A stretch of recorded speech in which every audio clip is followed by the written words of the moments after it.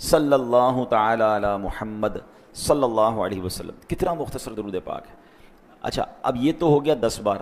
اب اگر کوئی جمعہ والے دن 200 بار پڑھ لے تو وہ حدیث اب تک تو امید ہے آپ کو یاد ہو گئی ہوگی. ہم تقریباً ہر جمعے کو ڈسکس کرتے ہیں کہ نبی پاک علیہ الصلوۃ والسلام کا فرمان، جو جمعہ کے دن مجھ پر 200 بار درود پاک پڑھے اس کے 200 برس کے گناہ معاف کر دیے جاتے ہیں. اب اس کا مطلب یہ ہے کہ کتنی بڑی نعمت مل جاتی ہے. تو تقریباً میں سمجھتا ہوں اگر 200 بار درود پاک پڑھنا ہے اور مختصر درود پڑھنا ہے تو 4-5 منٹ میکسیمم 10 منٹ میں ہی ہو جائے گا. اب 5-10 منٹ کے ہم پورے دن میں درود پاک کے لیے نہیں نکال سکتے. تو اللہ کرے کہ ہم بس درود پاک کے شیدائی بن جائیں.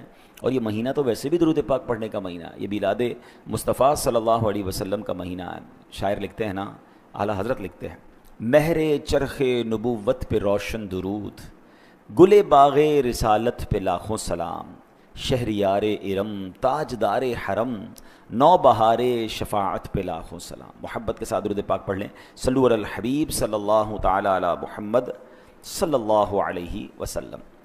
قرآن مجید فرقان حمید کی جس آیت کا آج ہم نے انشاءاللہ ذکر کرنا ہے اور اس کے بارے میں انڈرسٹینڈ کرنا ہے، سمجھنا ہے، یہ ہے سورہ والضحیٰ پارہ نمبر 30 اور آیت نمبر 11 نمبر آیت. اللہ کریم ارشاد فرماتا ہے وَأَمَّا بِنِعْمَةِ رَبِّكَ فَحَدِّثْ، اور اپنے رب کی نعمت کا خوب چرچا کرو. سبحان اللہ، کیا خوبصورت آیت ہے.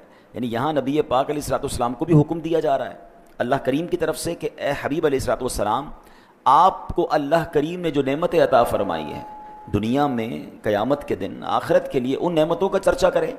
اور پھر اسی آیت کا ایک اور پہلو یہ بنتا ہے کہ نبی پاک کے ذریعے حکم ہم تک پہنچا تو ہمیں بھی کہا گیا کہ اللہ کریم کی جو نعمتیں ہمیں ملی ہیں دنیا اور آخرت کی، ہم اس کا بھی چرچا کریں، اس کا بھی ذکر کریں. اب اس کو ذرا طریقے سے مزید ڈیٹیل میں سمجھتے ہیں. اللہ نے کیا فرمایا؟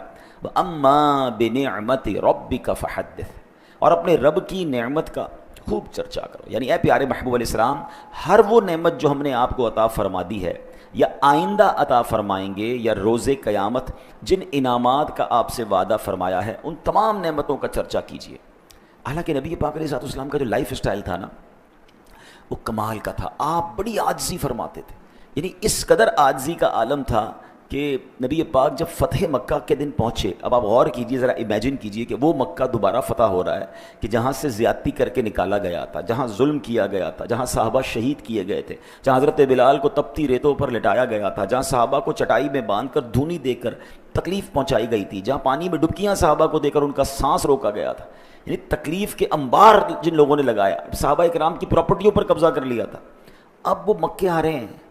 نارملی کیا ہوتا ہے کہ جب کوئی ملک فتح ہوتا ہے تو اب بادشاہ جو ہے وہ اپنے کر و فر کے ساتھ آتا ہے، لیڈر جو جناب ہر طرف روب جماتا ہے.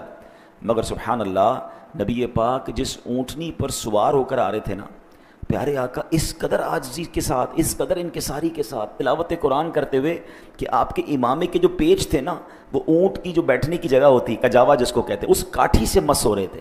یعنی اللہ نے اتنا بڑا مقام دیا، اتنے بڑا آنر دیا، اتنا بڑا موقع دیا، اور عاجزی کا عالم یہ ہے.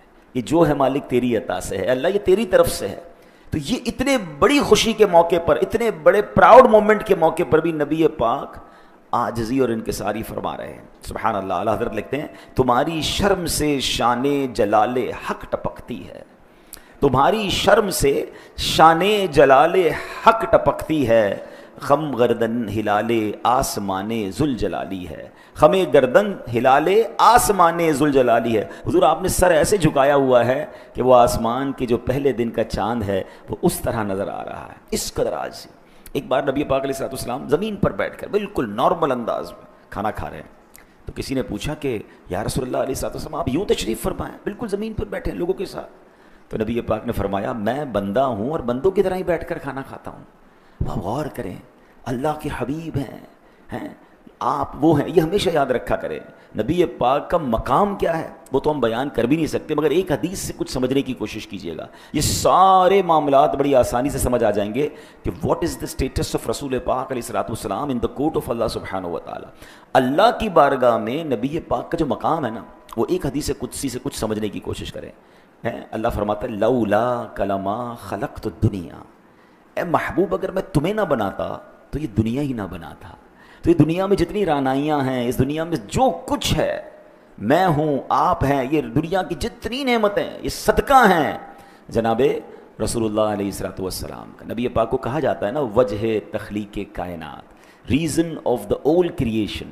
اور یہی بات سیدی اعلیٰ حضرت امام اہل سنت نے اپنے کلام میں سمجھائی کہ وہ کہتے ہیں زمین و زماں تمہارے لیے، مکین و مکان تمہارے لیے، چنین و چناں تمہارے لیے، بنے دو جہاں تمہارے لیے، دہن میں زباں تمہارے لیے، بدن میں ہے جاں تمہارے لیے، آقا ہم آئے یہاں تمہارے لیے، اٹھے بھی وہاں تمہارے لیے. تو اب نبی پاک اتنا کچھ ہوتے ہوئے عاجزی کیسی ہے کہ غلاموں کے ساتھ بیٹھ کر کھانا کھا رہے ہیں، کبھی چٹائی پر آرام کر رہے ہیں، کبھی خاک پر ہی سو رہے ہیں، کبھی جو کی موٹی روٹی ہے. امیر اہل سنت بڑے پیارے اشعار ان عاجزی والی اداؤں کے بارے میں لکھتے ہیں کہ تیری عاجزی پہ لاکھوں، تیری سادگی پہ لاکھوں، ہو سلام عاجزانہ مدنی مدینے والے، ہے چٹائی کا بچھونا کبھی خاک ہی پہ سونا، کبھی ہاتھ کا سرہانا مدنی مدینے والے، کبھی جو کی موٹی روٹی تو کبھی کھجور پانی، تیرا ایسا سادہ کھانا مدنی مدینے والے. تو یہاں ایک اور بات بھی سیکھنے کو مل رہی ہے کہ سادگی جو ہے یہ سنت ہے. تکبر، پراؤڈ، گھمنڈ یہ اللہ کو پسند نہیں ہے. لیکن اب معاملہ یہ تھا کہ چونکہ نبی پاک کا لائف سٹائل ہی اتنا سادہ تھا، آپ کی ذات میں اتنی سادگی تھی، تو آپ اپنی شانوں کا اظہار ہی نہیں فرماتے تھے. اللہ نے جو آپ کو عطا فرمایا، جتنا بڑا مقام عطا فرمایا، وہ نارملی آپ اظہار نہیں فرماتے. اب اللہ نے قرآن میں ارشاد فرمایا، اور کیا فرمایا؟ وَأَمَّا بِنِعْمَةِ رَبِّكَ فَحَدِّثْ، یعنی اپنے رب کی نعمت کا خوب چرچا کرو. یعنی پیارے محبوب، اللہ پاک نے جو شانیں آپ کو عطا فرمائیں، آپ عاجزی فرماتے ہوئے انہیں بیان کرنے سے رکیے نہیں، بلکہ بتائیے لوگوں کو کہ آپ کا مقام کیا ہے، آپ کا مرتبہ کیا ہے. اب جو میں حدیث بیان کرنے جا رہا ہوں نا، وہ آپ کے دلوں کو بہت خوش کر دے گی. اور کیا انداز نبی پاک نے اختیار فرمایا. حضرت ابو سعید خدری رضی اللہ تعالیٰ سے روایت ہے. اب چونکہ رب کا آرڈر تھا، اللہ کا حکم کیسے پورا فرمایا؟ نبی پاک فرماتے ہیں انا سید ولد آدم یوم القیامت ولا فخرا، میں روز قیامت تمام اولاد آدم کا سردار ہوں گا.